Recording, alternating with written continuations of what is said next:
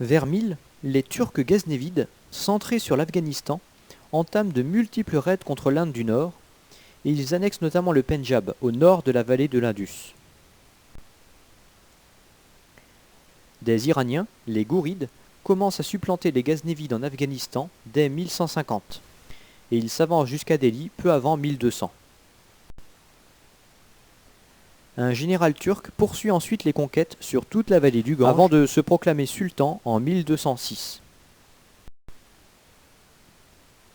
Le sultanat de Delhi commence ainsi à apporter l'islam dans toute l'Inde du Nord. Il doit faire face à la menace des Mongols à l'ouest pendant plus d'un siècle. Cela n'empêche pas le sultanat de s'étendre vers le sud, vers 1300. D'abord aux dépens des Rajputs, qu'il soumet après de longs combats, puis aux dépens des royaumes dravidiens, mais de façon plus fragile. L'influence de l'islam se fait surtout sentir dans le Bengale, c'est-à-dire vers le delta du Gange.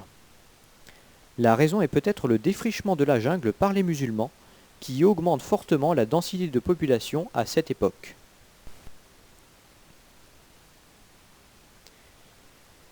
Les sultanats du Bengale et des Bamanides obtiennent leur indépendance vis-à-vis de Delhi vers 1340. Les Rajputs, qui sont hindous, regagnent leur indépendance à la même époque, tandis que l'autorité sur les royaumes dravidiens s'effrite. C'est le royaume de Vijayanagar qui devient le plus puissant à cette époque.